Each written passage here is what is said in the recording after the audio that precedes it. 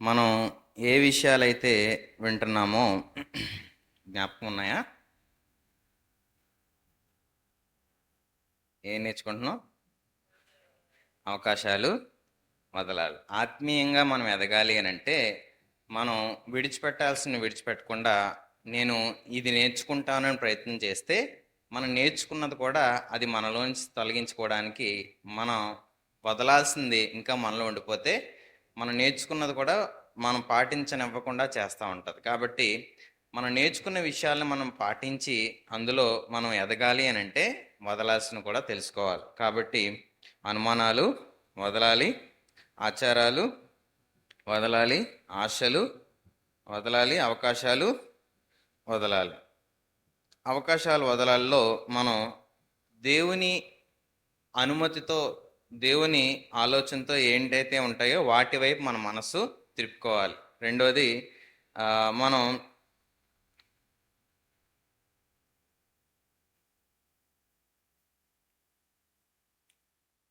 దేవుని సమయం కోసం, ఆయన సమయం అనుమతి ఎప్పుడు వస్తుందా అనేది ఆయన సమయం కోసం కనిపెడుతూ ముందుకు వెళ్ళాలి. మూడోది మనం నేర్చుకున్నాం, దేవుని సన్నిధిని మనం వెతకాలి. ఈరోజు నాలుగోది ఏం నేర్చుకుందామంటే దేవుని ఆనందం కోసం నేర్చుకోవడానికి ప్రయత్నించేద్దాం. పక్కలు చెప్పండి ఒకసారి.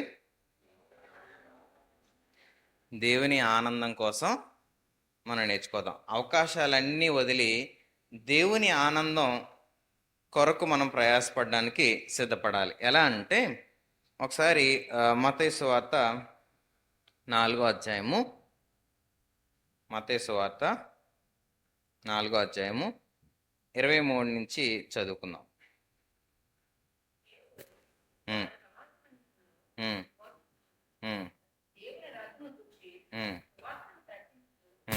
ప్రజలలోని ప్రతి వ్యాధిని, రోగమును స్వస్థపరచుచు గలిలీ అందంతటా సంచరించెను. ఆయన కీర్తి సిరియా దేశమంతటా వ్యాపించెను. నానా విధములైన రోగముల చేతను, వేదనల చేతను పీడింపబడిన వ్యాధిగ్రస్తులందరినీ, దెయ్యములు పట్టిన వారిని, చంద్ర రోగములను, పక్షవాయువు గలవారిని వారు ఆయన వద్దకు తీసుకుని రాగా ఆయన వారిని స్వస్థపరిచాను. చదవండి. గలీలయ, దెకపోలి, యెరూషలేము, యూదయను ప్రదేశం నుండి యొర్దానుకు అవతల నుండి బహుజన సమూహము ఆయనను వెంబడించెను. ఇక్కడ యేసు చేస్తున్న క్రియలను గురించి విని చూసి మాలో ఇది ఉంది, ఆయన దగ్గరికి వెళ్తే ఇది పోతుంది, మేము ఈ రకమైన పరిస్థితుల మధ్య ఉన్నాము, ఆయన దగ్గరికి వెళ్తే సమాధానం దొరుకుతుంది, పరిష్కారం దొరుకుతుంది అనే ఆలోచనతో ఆయన గురించి వ్యాప్తి చెందిన సమాచారపు ప్రదేశములన్నిటిలో కూడా ఏం చేశారు అని అంటే ప్రజలందరూ కూడా ఆయన దగ్గరికి సమీపించడానికి ప్రయత్నం చేశారు. దగ్గరలో కాదండి, చాలా దూర ప్రదేశాల నుంచి వచ్చారు. వచ్చి ఆయన దగ్గర స్వస్థత పొంది ఆయనను వెంబడించడం ప్రారంభించారు. ఇప్పుడు ఆలోచించండి, వీరందరూ కూడా యేసుప్రభుని వెంబడించేటప్పుడు వారి వెనుక, వారి లోపల అంతరంగపు ఆలోచన, ఉద్దేశాలు దేవుణ్ణి సంతోషపరచుకోవడానిక, వారిని సంతోషపరచుకోవడానిక?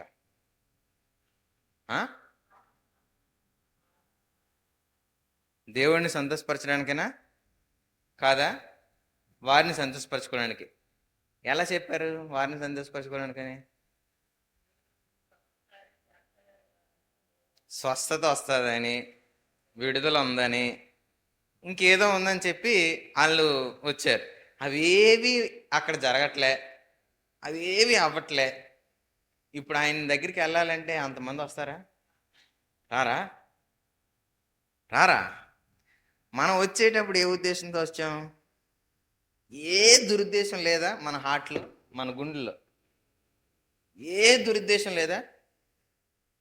దేవుని దగ్గరికి వచ్చేటప్పుడు నాలో ఏం లేదండి, కేవలం దేవుని కోసం వచ్చానని అని అనుకున్న వాళ్ళు చేయొద్దని నేను కళ్ళు మూసుకున్నాను. పోనీ అందరం కళ్ళు మూసుకుందాం, చెయ్యి ఒకసారి ఎత్తి దించేద్దాం. అందరం మరి పక్కలు చూస్తే బాధపడతారా? మీరు అందరు కళ్ళు తెరిచి చూస్తున్నారు, మూసి చెయ్యెత్తి దించారా? ఎవరు లేరా? నేనే పాపినైతే దేవుని దగ్గరికి వచ్చేటప్పుడు ఏ ఉద్దేశం మనలో లేకుండా కేవలం దేవుడు అనే ఉద్దేశంతో వచ్చేవారు భూమి మీద ఉంటారు అసలు? ఉంటారా? అసలు ఏదో ఒక రకంగా దేవుని దగ్గర నుంచి పొందుకుందామని. ఇక్కడే కాదు, ఏ ప్రదేశంలోకి వెళ్ళినా సరే దేవుని దగ్గరికి వెళ్తే అక్కడికి వెళ్తే ఈ పని అవుద్దిరా, కాబట్టి నేను 3 రోజులు సెలవు పెట్టైనా ప్రయాణం చేసి అక్కడికి వెళ్ళి కొంచెంసేపు గడిపి సమయానికి నేను తలనీలాలు అప్పగించుకొని అక్కడ ఉండి అన్ని సమర్పించుకొని వస్తే అప్పుడు నా జీవితంలో ఇది జరుగుతుంది అన్న వారి విశ్వాసపు స్థాయికి ఈరోజు మనం చేస్తున్న కొన్ని పనులు విశ్వాసపు స్థాయికి తేడా ఏంటి, వ్యత్యాసం ఏంటి? మనం ఎదురు చూస్తున్నాం కదా కొన్ని విషయాలు నా జీవితంలో జరగాలని, మనం అనుకుంటున్నాం కదా కొన్ని పరిస్థితులు ఇలా నెరవేరాలని, మనం ఆలోచిస్తున్నాం కదా ఇలా జరిగితే దేవుడు నాతో ఉన్నాడని. ఈరోజు వారికి మనకి వ్యత్యాసం ఏంటి? నీ ఆనందం దేవునిలో ఉందా, ఇంక దేనిలోనే ఉందా? అవకాశాలన్నీ వదలడం అని అంటే దేవుడు ఎందులో ఆనందిస్తాడో దాన్ని వెతకడం, దేవుడు దేన్ని బట్టి సంతోషిస్తాడో దాని గురించి ఆలోచించడం, దేవుని ఆనందం దేనిలో దాగి ఉందో దాన్ని నేను నెరవేర్చగలుగుతున్నానా అని వెతకడానికి మనం ప్రయత్నం చేసేటప్పుడు నిన్ను బట్టి దేవుడు సంతోషించగలుగుతాడు, నిన్ను బట్టి దేవుడు ఆనందించగలుగుతాడు. కానీ మన ఆనందాలు వేటినో వెతుకుతూ ఉంటాయి. ఈ భూమి మీద సంపాదించుకునే సంపద అంతా కూడా నువ్వు చనిపోయిన తర్వాత వెనకాతలు పట్టుకెళ్ళడానికి ఏమీ లేదు అన్నట్టుగా అలెగ్జాండర్ చనిపోయేటప్పుడు నా 2 చేతులు బయట పెట్టండి అని చెప్పాడు. అంత గొప్పటి మహనీయులు కొన్ని విషయాలు మనకు నేర్పించినప్పటికీ కూడా ఈ భూమి మీద మనలో ఉండే ఆశలు ఆలోచనలు కూడా ఎప్పుడు భూమి మీదే వెతకడానికి ప్రయత్నం చేస్తూ ఉంటాయి. మరి పరసంబంధమైన వ్యక్తులుగా మనం భూమి మీద ఉండేటప్పుడు పరసంబంధమైన సంగతుల గురించి ఆలోచించేవారుగా బతకాలి కదా. అలా బతకాలి అని అంటే మన ఆనందం వేటిలో ఉందో అనేది ఖచ్చితంగా మనం వెతుకుతూ ఉండాలి. యోహాను రాసిన సువార్త 6వ అధ్యాయం 66వ వచనం చదువుదాం.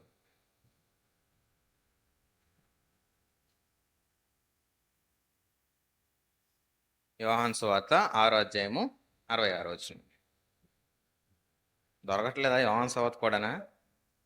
అప్పటి నుండి ఆ, ఆయన శిష్యుల్లో ఆ, అనేకులు వెనుకకు తీసి ఉమ్. మరి అన్నట్ను ఆయన్ను వెంబడింపలేదు. అబ్బా, ఎవరు వెంబడించలేదంట? శిష్యులు వెంబడించలేదంట. మరి అప్పటి నుంచి శిష్యులు కూడా వెంబడించడం మానేశారంట. ఇప్పుడు ఆలోచించండి, చాలా మంది జనాలు ఆయన వెంబడించారు, వారు ఏదో ఆశ కోసం వెంబడించారు. కానీ శిష్యులు దేనికోసం వెంబడించారు? ఆశల కోసం వెంబడించారా? అన్నీ వదిలేసి వచ్చారని కదా మనం వారి గురించి చదువుతాం కదా, అన్నీ విడిచిపెట్టి వచ్చారని కదా చదువుతాం. ఇక్కడ 70 మంది శిష్యులు ఉన్నారు, కానీ ఆఖరికి ఎంతమంది మిగులుతారంటే 12 మంది మిగులుతారు. శిష్యులు అనేసరికి మనకి ఏమర్థం అవుతుంది అంటే వదిలి వచ్చిన వారిగా మనకు కనపడతా ఉంటారు. ఇక్కడ జన సమూహంలో చాలా మంది ఆయన వెంబడించేటప్పుడు ఏదో ఒకటి ఆశించి ఆయన దగ్గరికి వచ్చిన వారు, కానీ శిష్యులు విడిచి వచ్చేవారుగా మనకు కనపడతా ఉంటారు. అలాంటి వారి సైతం ఆయన చెప్తున్న కొన్ని మాటలు పరసంబంధమైనవిగా, నేను మీకు ఆహారంగా ఉంటాను, నేను మీకు పానీయంగా మారుతాను, నన్ను బట్టి ఆనందించండి, నన్ను బట్టి సంతోషించండి అని చెప్తున్న మాటలు పైనుంచి చదువుతూ వస్తూ ఉంటే నేనే మీకు జీవాహారమును, నా ద్వారా నేనే మీకు పానమును అని చెప్తా ఉంటాడు. ఈరోజు నన్ను బట్టి సంతోషించండి, నన్ను బట్టి ఆనందించండి, నేనే మీకు విడుదల మార్గము, నా ద్వారా తప్ప మీరు సంతోషించడానికి అవకాశాలు లేనట్టుగా మారిపోతాయి, చూసుకోండి అని చెప్తా ఉంటే ఈయనేటి రాబు ఎలా చెప్తున్నాడు? ఏదో అనుకున్నాం, ఏదో అయ్యిందని చెప్పి ఆయన వదిలేసి వెళ్ళిపోయిన వారు చాలామంది ఉన్నారు. ఈరోజు ఆలోచిస్తే చాలా మందికి దేవుని మందిరంలోకి వచ్చిన తర్వాత కొంతకాలం బాగానే వస్తారు, వచ్చి సంతోషిస్తారు, ఆనందిస్తారు, దేవుళ్ళలో బాగా ఎదుగుతున్నామని అనుకుంటా ఉంటారు. కానీ కొంతకాలానికి ఏమవుతుంది అని అంటే వారు ఆశించినట్లుగా వారు సంతోషానికి కావాల్సిన పరిస్థితులు కానీ, వారు ఎదురు చూస్తున్న ఆనందాలు కానీ, వారు అనుకుంటున్న పరిస్థితులు కానీ ఎక్కడ ఏవి కనబడకపోయేసరికి కొంచెం కొంచెం కొంచెం కొంచెం కొంచెం కొంచెం కొంచెం కొంచెం నెమ్మదిగా ఫస్ట్ వచ్చి ముందు కూర్చున్న వాళ్ళు నెమ్మదిగా 2వ వరుసకి వెళ్తారు, నెమ్మదిగా 3వ వరుసకి వెళ్తారు, నెమ్మదిగా 4వ వరుసకి వెళ్తారు. ఆ తర్వాత తలుపు దగ్గర రావాలా వద్దా, తర్వాత ఎందుకులే, ఏం ప్రయోజనం, ఏం లాభం, ఏం మేలు, ఏం గొప్ప ఆలోచిస్తే అనేకులు ఆయన శిష్యులు వెనక తీసి మరి ఎన్నడూ ఆయనను వెంబడింపలేని వారిగా మనకు కనపడతా ఉన్నారు. మత్తయి సువార్త 26వ అధ్యాయము 56వ వచనం. అయితే ప్రవక్తల లేఖనములు నెరవేరునట్లు ఇదంతయు జరిగినని చెప్పెను. అప్పుడు శిష్యులందరూ ఆయన్ను విడిచి పారిపోయిరి. ఇదో గుంపు ఇందాక 70 మందిలో 12 మంది మిగిలే ఉన్నారు అనుకున్నాం. వీళ్ళు స్ట్రాంగ్ ఏమో అని అనుకోవచ్చు. చాలా విషయాల్లో మనకి అందరూ వెళ్ళిపోయేటప్పుడు కొంతమంది ఏం చెప్తారంటే, వీళ్ళకి దేవుడు అంటే ప్రేమ లేదు, దేవుడు అంటే భక్తి లేదు, దేవుడు అంటే ఇష్టం లేదు, అందుకే పాపం దేవుని దగ్గర రాలేకపోతున్నారు. మనం మాత్రం స్ట్రాంగ్, మనం మాత్రం ఎలాంటి పరిస్థితులైనా దేవుని దగ్గరికి వస్తాం అని చెప్పి చాలామంది దేవుని వెంబడించడం మానరు. మంచిదే. అలా మానలేని వారి దగ్గరికి యేసు ప్రభు నేను చచ్చిపోవడానికి వెళ్ళిపోతున్నాను, నన్ను పట్టుకోవడానికి వస్తున్నారు అనేటప్పుడు అందరూ జంప్ అయిపోయారు. ఇప్పుడు ఆలోచిస్తే వీళ్ళు కొంతవరకు స్టాండర్డ్ అయ్యారని చెప్పుకోవచ్చు, కొంతవరకు నిలబడ్డారని చెప్పుకోవచ్చు. కానీ ప్రాణం దగ్గరికి వచ్చేసరికి యేసు ప్రభు దగ్గర ఉన్నారా, వెళ్ళిపోయారా? ఇప్పుడు ఆలోచిస్తే మొదటి వెళ్ళిపోయిన వారు, తర్వాత ఆయన చెప్తున్న సంగతులు వారికి అర్థం అవ్వక వెళ్ళిపోయిన వారు, లేకపోతే వారు పాటించలేక వెళ్ళిపోయారు, వాటి విషయంలో అర్థం కాక దేవుని విడిచిపెట్టేశారు. మూడో గుంపు ప్రాణం గురించి ఆలోచిస్తూ, మా ప్రాణం ఏమవుద్దని ఆలోచిస్తూ వదిలేయడానికి సిద్ధపడ్డారు. ఈ ముగ్గురికి తేడా ఏమైనా ఉందా? ఒకసారి ఆలోచించిన వీళ్ళు ముగ్గురికి ఏమైనా తేడా ఉందా? ముగ్గురు దేవుణ్ణి వదిలేశారు. కానీ మనం ఏం చెప్తాం చెప్పండి? వాళ్ళకంట వీళ్ళు కొంచెం బెటర్, వీళ్ళకంటే ఈ మూడో గుంపు ఇంకొంచెం బెటర్. కానీ దేవుని దృష్టిలో అందరూ, ఈరోజు మన ప్రాణాన్ని మనం ద్వేషించకపోతే, ఆయన ఇష్టాన్ని మనం వెతకడానికి ఇష్టపడకపోతే, అక్కడున్నా ఒకటే, ఇక్కడున్నా ఒకటే.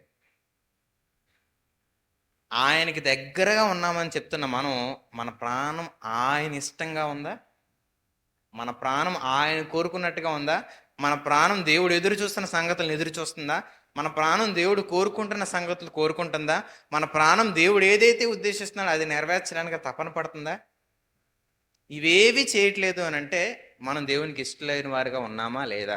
కొన్నిసార్లు ఇలాంటి కఠినమైన మాటలు వినడానికి ప్రాణం అలసిపోయిందండి. ఏదో ఒకటి కావాలి మాకు, ఏదో సంతోషం కావాలి, ఏదో ఆనందం పొందుకోకపోతే ఎలా నడవగలం, ఎలా దేవుల్లో నిలబడగలం? ఆయనే మన ఆనందం, ఆయన లేకపోతే మనకు బ్రతుకు లేదు అనేది కీర్తన చెప్తుంది. ఈరోజు ఆ మాట కూడా అదే చెప్తుంది. ఆయన లేని బ్రతుకు మంది వ్యర్థము. తాత్కాలికంగా భూమి మీద బతికే బతుకు కొద్ది కాలం అయినప్పటికీ కూడా, ఆ కొద్ది కాలం విషయంలో దేవుణ్ణి వదిలి బతకడానికి ఇష్టపడుతున్నాము అని అంటే, బుద్ధి హీనంగా మనం ఆలోచిస్తున్నామా, జ్ఞానం గలవారుగా ఆలోచిస్తున్నామా? ఆలోచించండి. బుద్ధిహీనంగా ఆలోచిస్తున్నామా, జ్ఞానం గలవారుగా ఆలోచిస్తున్నామా? ఎలా మనం ఆలోచిస్తున్నాము అనేది మనం ఒకసారి పరిశీలించుకుందాం. ఏం చేయాలి అని అంటే, మత్తయి సువార్త 15వ అధ్యాయము, మత్తయి సువార్త 15వ అధ్యాయము 7వ వచనం చదువు. వేషధారులారా, ఈ ప్రజలు తమ పెదవులతో నన్ను గమనపరుచుదురు గాని వారి హృదయం నాకు దూరంగానున్నది. మనుషులు కల్పించిన పద్ధతులు దైవోపదేశములని బోధించుచు వారు నన్ను వ్యర్థంగా ఆరాధించుచున్నారు అని యెషయా. క్షమించండి, లూకా సువార్త 15వ అధ్యాయం 7వ వచనం చదువు. లూకా సువార్త 15వ అధ్యాయం 7వ వచనం. అటువలే మారు మనస్సు అక్కర్లేని 99 మంది నీతిమంతుల విషయమై కలుగు సంతోషము కంటే మారు మనస్సు పొందు ఒక్క పాపి విషయమై పరలోకమందు ఎక్కువ సంతోషం కలుగును. ఒక్కసారి ఆలోచిస్తే వందలాది మంది ఆయన్ని వెంబడించినప్పుడు ఆయన ఆనందించలేదు, కానీ ఆయన అనుకరించేటప్పుడు, ఆయన అనుసరించేటప్పుడు ఎక్కడ కూడా దేవుడు ఆనందిస్తానని చెప్పలేదు. కానీ ఒక్క పాపి ఆయన గురించి, నా పాపం విషయంలో నేను తప్పు చేస్తున్నాను, దేవునికి వ్యతిరేకంగా నేను ఇది మానుకుంటాను, ఈ విషయాన్ని వదిలి నేను దేవునికి ఇష్టంగా మారుతానన్న ఒక్క సంగతి దేవుని చాలా ఎక్కువ సంతోషపరిచిందంట. ఈరోజు చర్చిల్లో చాలా వేలాది మంది నింపుగా ఉండి, ఎక్కువ మంది ఆయన ఆరాధించడానికి వస్తూ, ఎక్కువ మంది ఆయన వెంబడించడానికి వచ్చేటప్పుడు ఆయన ఆనందించరు. కానీ వస్తున్న వారిలో ఒక్కరైనా వారి హృదయాన్ని మార్చుకోగలిగితే, ఒక్కరైనా ఆయనకి ఇష్టంగా మార్చుకోగలిగితే, ఆయనకు వ్యతిరేకమైన ఆలోచనలు, పద్ధతులు, పాపము, శరీరం ప్రేరేపిస్తున్న పద్ధతులు అన్నీ వదిలి దేవునికి ఇష్టంగా నేను పరిశుద్ధపరచుకోవడానికి ఇష్టపడుతున్నాను, ప్రభువా నా హృదయాన్ని మార్చు అన్న వ్యక్తి ఒకడు వస్తే దేవుడు సంతోషిస్తాడు. ఈరోజు ఆలోచించండి, వ్యక్తులు మనకు ప్రాముఖ్యమా, హృదయం ప్రాముఖ్యమా? మనం కూడా ఎలాగనిపిస్తుంది అంటే, ఏంటో అందరూ వస్తే బాగుంది కదా, అందరూ దేవుణ్ణి ఆరాధిస్తే బాగుంది కదా, అందరూ దేవుని సందర్శిస్తే బాగుంది కదా. మంచిదే, అందరూ దేవుని హృదయంలో నుంచి ఆరాధిస్తే మంచిది, హృదయాన్ని మార్చుకుంటూ దేవుని ఆరాధిస్తే మంచిది. అలాగని బయట ఉండడం మేలా? కొన్నిసార్లు మనం నేను చేయలేకపోతున్నాను, నేను జయించలేకపోతున్నాను, నేను నిలవబడలేకపోతున్నాను, అందుకు నేను దేవుని సమీపించలేకపోతున్నాను, దేవుని క్రమంలో నేను పాల్గొలేకపోతున్నాను, దేవుడు చెప్తున్న వాటిని నేను అనుకరించలేకపోతున్నాను అంటే అందుకే కదా మనకు దేవుడు కావాలి. చేయలేకపోయినప్పుడే దేవుని బలం కావాలి, మనం నిలబడలేకపోయినప్పుడే దేవుని సన్నిధి కావాలి. దేవుని సహాయం పొందుకున్నవాడు పరిశుద్ధమైన రీతిలో ఎదగలుగుతాడు. కానీ దేవుని సహాయాన్ని దూరం పరుచుకుంటే మరింత లోతుగా ఒకసారి అపవిత్రాత్మ తనలోకి వచ్చిన తర్వాత, ఆ చోటు దొరికిన తర్వాత అది బయటికి వెళ్ళి ఎంతమంది తీసుకొచ్చిందంట? 7 దయ్యాలను తీసుకొచ్చిందంట. అంటే దేవునికి వ్యతిరేకంగా ఉండడానికి మనం ఇష్టపడడం ప్రారంభించే కొద్దీ మరింత లోపల సంకటం కుదురుతుంది. మనం చాలా హీనంగా మన జీవితాన్ని మార్చుకుంటూ ఉంటాం. అందుకే బలహీనతలో ఉండేటప్పుడు మరింత దేవుని సమర్పించాలి. ఆయన ఇచ్చే ఇది నా శరీరము, ఇది నా రక్తము అని ఇచ్చేదాన్ని మనం ఆయన ఆయన రొట్టెను ఇది నా శరీరము, ద్రాక్షరసమును ఇది నా రక్తము, మీకు విడుదల కలిగిస్తుందని ఇచ్చేటప్పుడు మనం తీసుకుంటామా? తప్పు చేస్తే మన శరీరం లేదా బలహీనత ఉంటే తీసుకుంటామా? ఎందుకు తీసుకోం? నువ్వు దానిలోంచి విడుదల పొందడానికి, స్వస్థత పరచబడడానికి, ఆ దేవుని సహాయం నీకు రావడానికి అది మనం తీసుకోవాలి. అది తీసుకోవడానికి ఆయన సమీపించాలి. అలాంటి విడుదల మార్గాన్ని మనం విడిచిపెట్టేసి మనకు తెలిసిన జ్ఞానంతో దేవుని వెతుకుతామంటే, మనకు తెలిసిన పద్ధతిలో దేవుని స్తుతిస్తామనంటే నిన్ను బట్టి దేవునికి ఏమాత్రం ఆనందం కలగదు. ఆనందం ఎప్పుడు కలుగుతుంది అంటే ఆయన దగ్గరగా జరిగినప్పుడు, ఆయనలోనికి ఆహ్వానించినప్పుడు, ఆయన చెప్పిన మాట ప్రకారం ఇష్టపడడానికి, నడవడానికి ఇష్టపడినప్పుడు దేవుడు సంతోషిస్తాడు. ఈరోజు దేవుని ఆనందం కోసం ఆ అవకాశాలన్నీ వదలగలుగుతామా? చాలా మందికి అవకాశాలు బయట లోకం చాలా చెప్తా ఉంటది, ఇవన్నీ ఇలాగే చెప్తారా, మనం చేయాల్సిన పద్ధతిలో మనం చేసుకెళ్ళిపోతే జరగాల్సిన క్రమంలో అవి జరిగిపోతాయి అని అనుకుంటా ఉంటారు. నిజమే, జరగాల్సిన క్రమంలో అన్నీ జరుగుతాయి. కానీ ఆయన భూమి మీదకి వచ్చినప్పుడు మాత్రం అందరూ సిగ్గుపరచబడతారు. ఈరోజు యేసు భూమి మీదకి రాబోతున్న సమయాలు ముందు తెలియపరచబడుతున్నాయి. కాబట్టి మరింత సమీపంగా ఆయన ఉన్న సమయంలో మనం ఎంత చక్కగా మన ఆలోచన, మన హృదయాన్ని క్రమపరచుకోకపోతే ఈరోజు ఆయన వస్తున్నాడు, ఆయన లేట్ చేస్తున్నాడు అనుకోవచ్చు, కానీ మన భూమి మీద సమయం నిండిపోవచ్చేమో, మన మరణం మన ముందుండొచ్చేమో, ఎప్పుడు మన గడియో తెలియదు. కాబట్టి ఆ సిద్ధపాటుకి ఎప్పుడు కూడా మనం ముందుండడానికి ప్రయత్నం చేయాలి. రోమీయులకు రాసిన పత్రిక 6వ అధ్యాయం 11వ వచనం చదువుదాం.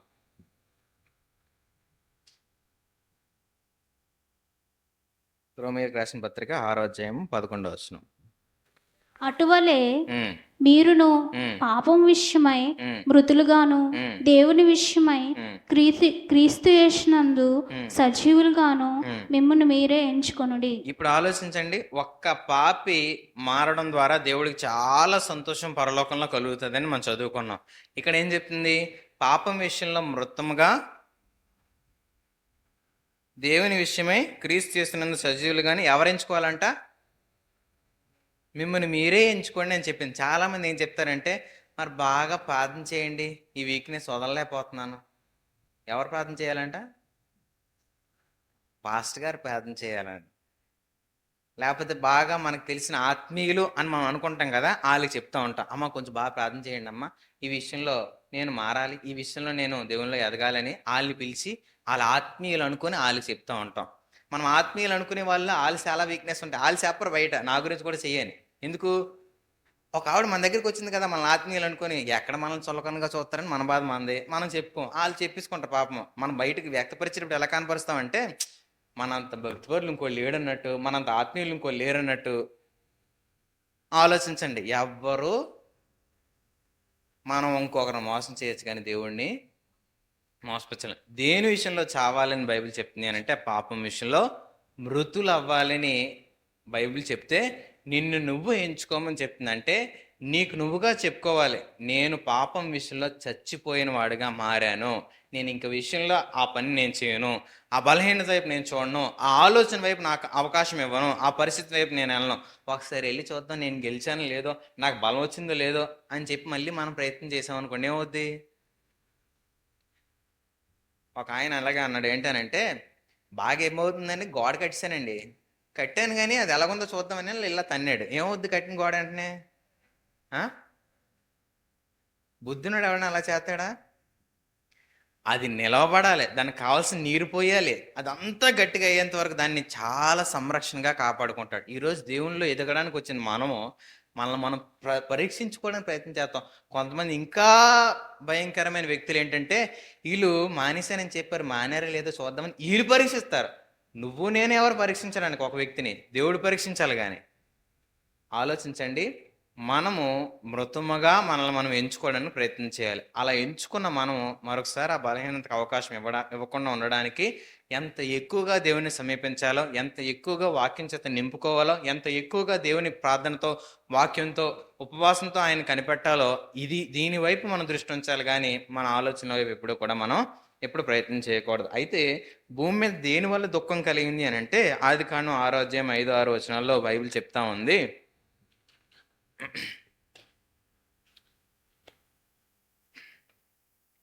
నరుల చెడుతనం భూమి మీద గొప్పదనియు, వారి హృదయం యొక్క తలంపులలోని ఊహ ఎంతో ఎల్లప్పుడూ కేవలం చెడ్డదనియు యెహోవా చూచి, తాను భూమి మీద నరులను చేసినందుకు యెహోవా సంతాపమును తన హృదయంలో నొచ్చుకొనెను. ఇక్కడ కొన్ని మాటలు చాలా ఆలోచింప చేస్తాయి. ఏంటనంటే, దేవుడు మనిషి హృదయంలోని సంగతులు వెతుకుతాడని చెప్పి ప్రారంభంలో దేవుడు చెప్పాడు. ఆ హృదయంలోని సంగతులు వెతికి ఆయన ఒక మాట అన్నాడు అక్కడ. ఏంటనంటే, సంతాపం నుండి హృదయంలో నొచ్చుకున్నాడంట. జనరల్గా ఈ పదం ఎక్కడ వాడతాం చెప్పండి? సంతాపం అని ఎక్కడ వాడతాం? చచ్చిపోయినప్పుడు వాడతాం. అంటే దేవుడు ఎందుకు అలా అంత తీవ్రంగా బాధపడ్డాడు చెప్పండి? ఒకసారి మనిషి పాపానికి కమిట్ అయితే ఆయన జీవం వైపు వెళ్లకుండా మరణం వైపు వెళ్తున్నాడు అని దేవుడు దుఃఖపడతా ఉంటాడు, దేవుడు బాధపడతా ఉంటాడు. ఈరోజు దేవుడు ఆనందించే సంగతులు ఏంటనంటే, జీవం వైపు మనం అడుగులు వేయడం, మరణం వైపు కాదు. మరణం వైపు అడుగులు వేయడం అని అంటే, మనం పాపానికి మనం చోటు ఇవ్వడం, పాపం చేయడానికి మన ఇష్ట మనస్సు కలిగి ఉండడం. కాబట్టి అలాంటి సంగతులు ఎక్కడైనా మనం అవకాశం ఇస్తున్నామేమో, ఈరోజు దేవుని మాట చేత హెచ్చరిక పొందుకుందాం. దేవుడు దుఃఖపడే సంగతులు నాలో ఉండకూడదు, దేవుడు ఆనందించే సంగతుల వైపు నా మనస్సు నిలుపుకోవాలని చెప్పి ఆయన వైపు మన మనస్సు తిప్పుకోవడానికి ఎప్పుడు కూడా ప్రయత్నం చేద్దాం. అందుకే యేసు ప్రభు గురించి ఆయన చెప్పేటప్పుడు మత్తయి సువార్త 3వ అధ్యాయం 17వ వచనంలో ఏం చెప్తాడు అని అంటే, ఈయన నా ప్రియ కుమారుడు, ఈయనందు నేనేం చేస్తాను అంటున్నాడు? ఆయన ఆనందిస్తున్నానని చెప్తున్నాడు. ఎందుకు దేవుడు యేసు ప్రభు విషయంలో ఆనందించాడు అని అంటే, అప్పటి వరకు ఆయన ఏ రకమైన దేవుని పనిలో ఉండలే, పరిచర్య చేయలే. కానీ అయినా దేవుడు ఆయనలో ఆనందించాడు అని చెప్తున్నాడు. ఆ 30 ఏండ్ల జీవితంలో ఆయన ఏం చేసి ఉంటాడు అనే విషయాన్ని ఒక్కసారి క్లుప్తంగా మనం తెలుసుకోవడానికి ఈరోజు దేవుణ్ణి ఆనందింపజేసే జీవితానికి మనం కూడా ఎదగడానికి ప్రయత్నం చేద్దాం. లూకా సువార్త 2వ అధ్యాయము, నేను చెప్తున్న మాటలు ఒక్కొక్కటిగా చదవండి. లూకా సువార్త 2వ అధ్యాయము 40వ వచనం చదువుతాం.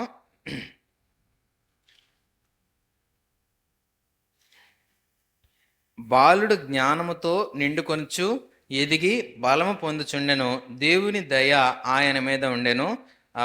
తర్వాత 42వ వచనం చదువుతున్నాను. ఆయన 12 ఏండ్ల వాడై ఉన్నప్పుడు ఆ పండుగ ఆచరించుటకే వాడుకు చెప్పున వారు యెరూషలేమునకు వెళ్ళిరి. 47వ వచనం చదువుతున్నాను. ఆయన మాటలు వినిన వారందరూ ఆయన ప్రజ్ఞకును ప్రత్యుత్తరములకును విస్మయం పొందిరి. ఈ 3 మాటలు ఒకసారి పట్టుకోండి. ఆయన జ్ఞానంతో నిండుకొనుచు బలం పొందుచున్నాడు, ఆయన వయసు 12 ఏండ్లు. ఆయన మాటలకి జనాలందరూ కూడా ఏమవుతున్నారంట? ఆశ్చర్యపోతున్నారంట. ఇప్పుడు ఇంకో మాట చదువుతున్నాను. యోహాను సువార్త 7వ అధ్యాయము 15వ మాట చదువుతున్నాను. ఏంటనంటే, యూదులు అందుకు ఆశ్చర్యపడి చదువు కొనని ఇతనికి ఈ పాండిత్యం ఎట్లు వచ్చినని చెప్పుకున్నారు. ఒకసారి ఆలోచించండి, చదువు ఉందా లేదా ఈయనకి? ఉందా లేదా? నాకు కొంచెం తెలుసు కదా మీకు, నాకు వినపడేలా చెప్పాలి. ఈయన చదువు ఉందా లేదా? లేదు. ఆయన వయసు ఎంత? 12 సంవత్సరాలు. ఆయన మాట్లాడే మాటలకి పెద్ద పెద్ద ఓళ్ళు ఏమవుతున్నారంట?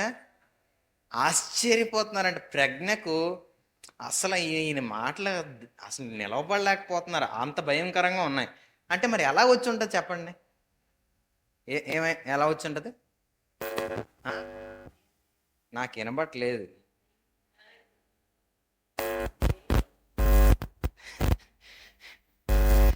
దేవుని జ్ఞానమా? అప్పుడు మీకు ఒకటి తెలుసా? ప్రతులు ఇలా బైబిల్ లేదు అప్పుడు, ప్రతులు ఎవరికైనా ఇస్తే అవి వారు చదివి తిరిగి ఇచ్చేసేవారు. ఈరోజు రోజంతా ఇంట్లో మనం బైబిల్ సెల్ఫ్లో అల్మార్లో ఆదివారం వచ్చే ముందు ఎక్కడైనా ధూళి చూస్తారండి పాస్టర్ గారు, అదో గొడవ. బాగా తుడిసి తడిగొడ్డెట్టి నీట్గా మనం దేవుని మందిలో తెచ్చుకుంటాం. ప్రతులు దొరకలేని పరిస్థితుల మధ్య మాటలు గుండెల్లో దాచుకున్నాడంట. ఈరోజు నీ గుండెలో ఏముంది చెప్పండి? మీ పక్కన అడగండి, మీ గుండెలో ఏమి దాచుకున్నామని. దాచుకొనకూడనివి దాచుకుంటే నువ్వు ప్రమాదం అని తెలిసిన చాలా విషయాల్లో గుండెల్లో నా కడుపులో దాచుకున్నానని చెప్తూ ఉంటాం. ఈరోజు దాచుకోవాల్సిన దేవుని మాటలు ఆయన హృదయంలో దాచుకొని ఆ మాటలు మాట్లాడుతుంటే ఏమీ లేదురా, ఈ చదువుకున్నాడురా, ఏట్రా బాబు ఈయన ఇలా మాట్లాడుతున్నాడని ఆలోచించారు. ఈరోజు మనం దేవుని మాటలు వినడానికి వచ్చేటప్పుడు అలా పట్టుకోవాలి, ఆయన మాటలు అలా దాచుకోవాలి గుండెల్లో. ఆ మాటలు నేను బతకాలి అని అంటే ఈ మాట నాలో ఉండాలి. నేను దేవుని కోసం నిలబడాలంటే ఆయన మాట నాకు ఆధారం, ఆయన మాట నాకు జీవం, ఆయన మాట నన్ను బతికిస్తుంది, ఆయన మాట నన్ను పాపాన్ని జయించేలా చేస్తుంది, అపవాదాన్ని ఎదిరించేలా చేస్తుంది, అన్ని విషయాలు చేస్తారు. నన్ను బట్టి దేవుడు ఆనందించేలాగా ఉండాలి అని అంటే నా హృదయంలో దేవుని మాట ఉండాలని ఆయనకు 12 ఏట అర్థమైంది. ఈరోజు ఆలోచించండి, మనకి 12 ఏట ఆయనకు అర్థమైపోయింది. నన్ను బట్టి దేవుడు ఆనందించాలంటే నా హృదయంలో దేవుని మాట ఉండాలి. ఆయనకు అవకాశం లేదేమో చదువుకోవడానికి, వాళ్ళ నాన్నగారు చనిపోయి ఉండొచ్చు. చరిత్ర చెప్తుంది, యోసేపు గారు యేసు ప్రభు అంటే పరిచర్యకు ముందే చనిపోయారు అన్నట్టుగా చెప్తా ఉంటుంది. అయితే భారము బాధ్యతలు అన్నీ ఆయన మీద పడినా ఆయన దేవుడి దాచుకోవడానికి ఎక్కడ కూడా ఎక్స్క్యూజ్ చెప్పలేదు, సాకులు కారణాలు చెప్పలేదు. ఎలా నేను దాన్ని నా హృదయంలో దాచుకోవాలని మాత్రమే ప్రయత్నం చేశాడు. ఈరోజు అలా మనం ప్రయత్నం చేసినప్పుడు దేవుడు ఆనందిస్తాడు. రెండవది ఏంటంటే 49 నుంచి 2వ అధ్యాయమే లూకాసు వార్త 49 నుంచి చదువుతున్నాను. ఆయన మీరేలా నన్ను వెతుకుచుంటిరి, నేను నా తండ్రి పనుల మీద ఉండవలనని మీరు ఎరుగురా అని వారితో చెప్పాను. ఎరుగురా అంటే నేను నా తండ్రి మందిరంలో ఉండవలనని మీరు ఎరుగురా అని కింద ఫుట్ నోట్లో ఉంది. అయితే ఆయన తమతో చెప్పిన మాటలు వారు గ్రహింపలేదు. అంతటా ఆయన వారితో కూడా బయలుదేరి నజరేతునకు వచ్చి వారికి లోబడి ఉండెను. ఆయన తల్లి ఈ సంగతులన్నింటినీ తన హృదయంలో భద్రము చేసుకున్నాను.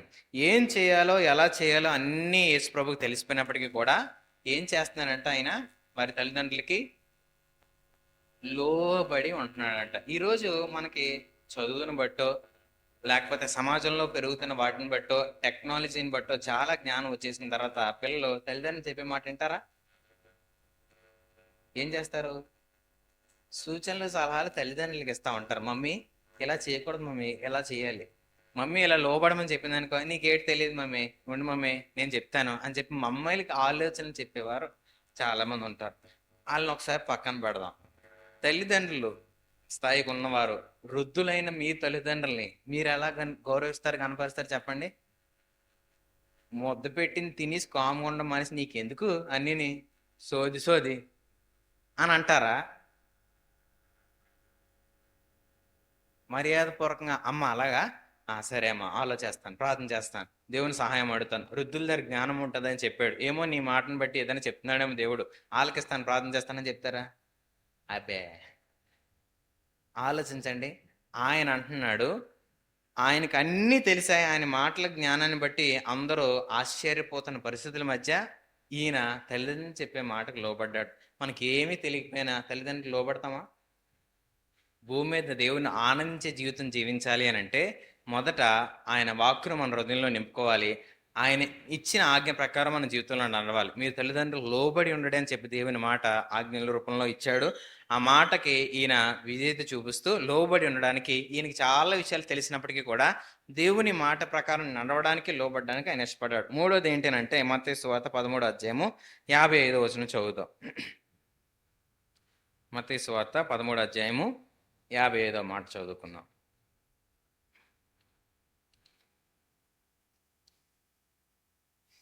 ఇతరు అంటే ఏంటి అర్థం? వడ్లవాని కుమారుడు కాడా అంటే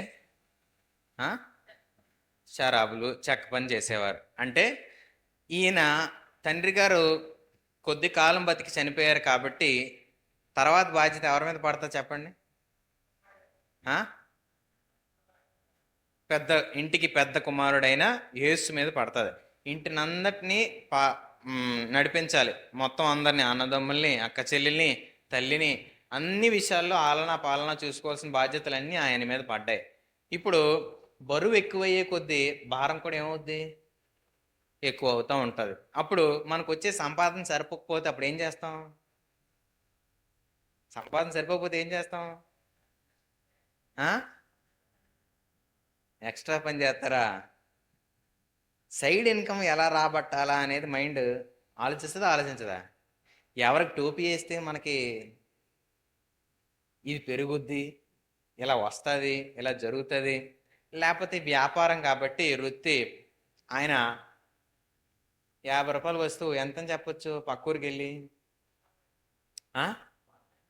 100 అని చెప్పొచ్చా? ఖచ్చితంగా చెప్పొచ్చు.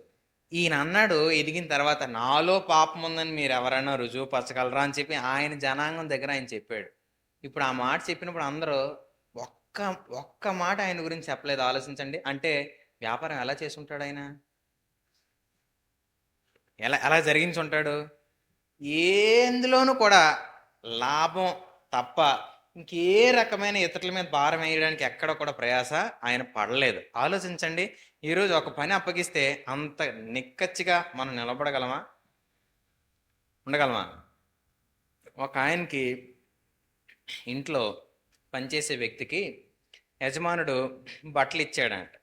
బట్టలు ఇస్తే తీసుకొని వెళ్ళాడు, పండగ ఆనందం. కానీ ఇంట్లో పరిస్థితులు ఆ పండగ జరుపుకోలేని పరిస్థితులు ఉంటే ఈ బట్టలు ఒకటి ఇచ్చాడు. ఇప్పుడు నా పరిస్థితికి బట్టలు వేసుకుంటే ఏం బాగుంటుందని ఆలోచిస్తున్నాడు. కానీ సర్లే నా యజమానుడు ఇచ్చాడు కదా అని చెప్పి తీస్తే బట్టలు ఉన్నాయి. బట్టల్లోని ఒక 10,000 కట్ట ఉంది. నా యజమానుడు డబ్బులు ఇచ్చాడు అని అనుకుంటారా? అమ్మో పొరపాటున వచ్చి ఏమో ఇచ్చేద్దాం అనుకుంటారా? మీ పక్కన అడగండి.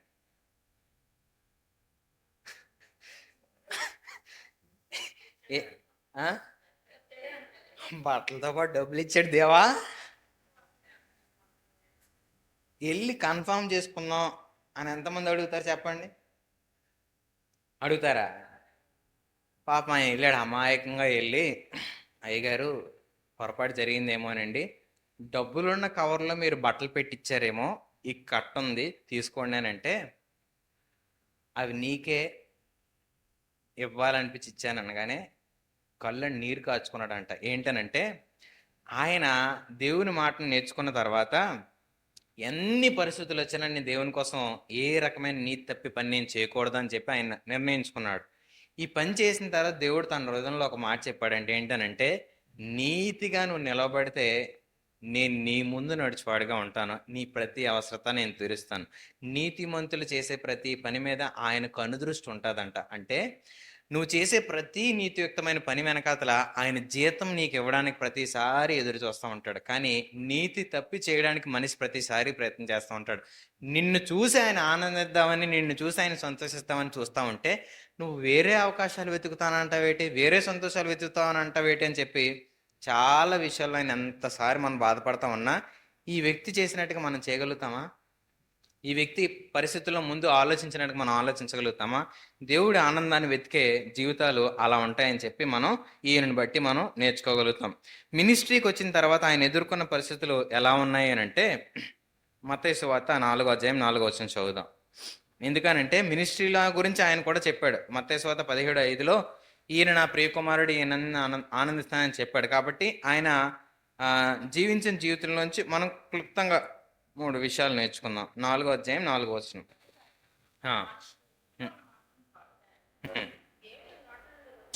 ప్రతి మాట వలనను జీవించునని వ్రాయబడి ఉన్నదనను. ఒకసారి ఆలోచిద్దాం. ఆయన ఎలా బతుకుతాడంట? రొట్టె వలన మాత్రమే కాదు కానీ దేవుని నోటి నుంచి వచ్చే మాట. అప్పటికి ఆయన ఎన్ని రోజుల నుంచి ఉపవాసం ఉంటున్నాడు? ఇదేటిది 40 పగళ్ళు 40 రాత్రులు అన్ని రోజులు ఉపవాసం ఉన్న తర్వాత నువ్వు దేవుని కుమారుడు అయితే ఈ రాడిని రొట్టెగా చేసుకో అని అన్నప్పుడు యేసుప్రభు ఏమన్నారు? ఒక సాధారణమైన వ్యక్తికి పలికిన మాటలుగా చెప్తున్నాడు. ఇక్కడ ఒక చాలా ప్రాముఖ్యమైన విషయం ఉంది. మన చెవులు తెరుచుకొని ఈ విషయాన్ని వినడానికి ప్రయత్నించేద్దాం. ఏంటనంటే, సాధారణమైన వ్యక్తిగా చెప్తున్నాడు ఆయన. నేను దేవుని కుమారుని నువ్వు అన్నావే అనుకో, నేను భూమి మీదకి వచ్చినప్పుడు సాధారణమైన మనిషిగా వచ్చాను. మనిషి ఎలా బతుకుతాడో ఆయన చెప్తున్నాడు. మనిషి దేవుడి నుంచి నోటి నుంచి వచ్చే మాట వల్ల బతుకుతాడు. నువ్వు రొట్టె వల్లే బతుకుతాడు అనుకుంటున్నావేమో, అది మాత్రమే కాదు కానీ దేవుని మాట అతన్ని బతికిస్తుందని చెప్తున్నాడు. ఇక్కడ 2 విషయాలు ఉన్నాయి. ఏంటనంటే, మొదటగా, నేను ఇన్ని రోజులు ఇలా అన్నం లేకుండా సజీవంగా బతికానంటే నా బలం కాదు, నేను దేవుని మీద ఆధారపడడం వల్ల బతికాను అని చెప్పి ఆయన చెప్తా ఉన్నాడు. ఈరోజు ఒక 2 రోజులు ఉపవాసం ఉంటే మనకి ఎలా ఉంటుంది చెప్పండి? నీరసం వస్తుంది. నీరసం వచ్చినా ఒక రకమైన బలం వస్తుంది. ఏం బలం అంటే, 2 రోజులు ఉపవాసం ఉన్నాం, ఇప్పుడు నేను ప్రార్థన చేస్తే ఎలా ఉంటుంది చెప్పండి? దయ్యం పారిపోద్ది. ఎందుకు ఆ ధైర్యం వచ్చింది చెప్పండి? ఉపవాసం ఉన్నాను కాబట్టి. ఎవరి బలం? నిజం చెప్పండి, దేవుని బలమా? 2 రోజులు ఉపవాసం ఉన్నానని చెప్పాడా మాకు భక్తుడు? వారానికి 2 పూటలు చేస్తున్నాను అనిపించదా?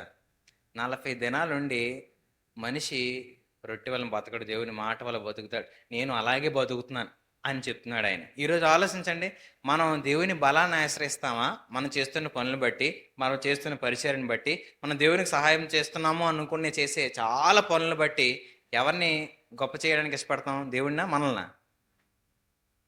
ఇక్కడ ఆయన గొప్ప చేయడానికి ఇష్టపడుతున్నాం. రెండోది, అన్ని రోజుల తర్వాత నిజంగా ఆకలేదండి ఎవరికైనా? తొందర ఉంటుందా ఉండదా? ఆ తొందరను కూడా చంపగలిగాడండి యేసుప్రభు. ఎలా అంటే, దేవుని మాటను బట్టి. ఈరోజు ఆలోచించండి, కొన్నిసార్లు కొన్ని పనులు మనం చేసిన తర్వాత, ఇలా చేసాను ఇంతకాలం చాలు, ఒక్కరోజు ఆనందిద్దామని ఒక్కరోజు అవకాశం ఇవ్వడానికి కూడా మనం ప్రయత్నం చేయకూడదు. ఇక్కడ ఆయన చెప్తున్న మాట అది. అందుకు యేసుని బట్టి దేవుడు చాలా సంతోషించాడు, చాలా ఆనందించాడు. ఈరోజు ఇన్ని రోజులు చేశాం కదని ఒక్కరోజు కూడా మనం కాంప్రమైజ్ అయితే మన బట్టి దేవుడు ఆనందిస్తాడా, దుఃఖపడతాడా? సంతాపం ఉందాడనే పదం జ్ఞాపకం ఉంచుకోండి.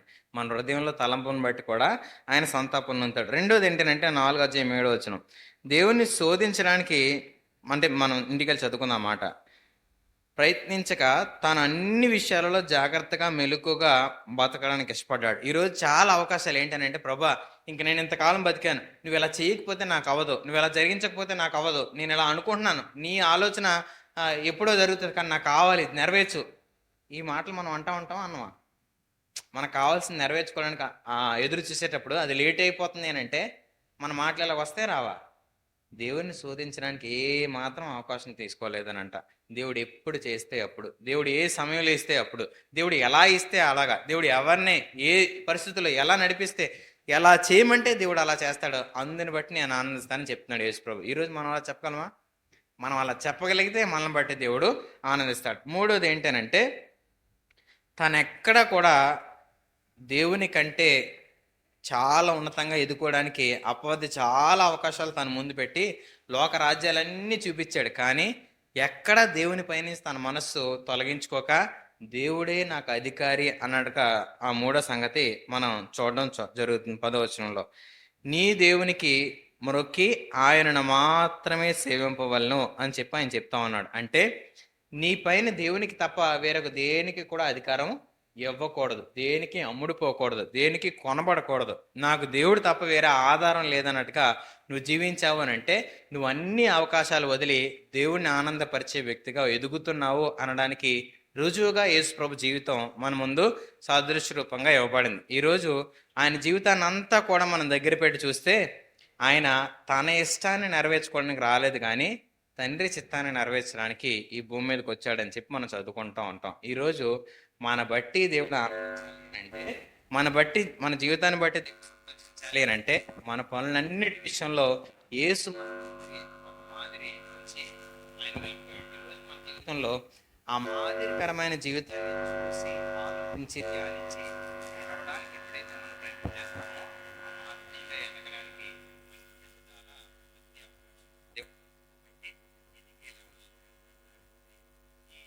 వదలాలి అనే విషయాలు మనం ఎప్పుడు ఏదైతే నేర్చుకున్నామో ఇప్పుడు మనల్ని దేవునిలో ఎదగడానికి ఆ పరిపూర్ణత, ఆ ఎదుగుదలను మనలో కనపడాలి అని అంటే ఇవి ఎక్కడ కూడా మనలో రాయకుండా అన్ని వదిలిపెట్టి దేవుని ఖచ్చితంగా మన జీవితాన్ని మార్చుకోవడానికి ప్రయత్నం చేద్దాం. ప్రార్థన చేసుకుందాం.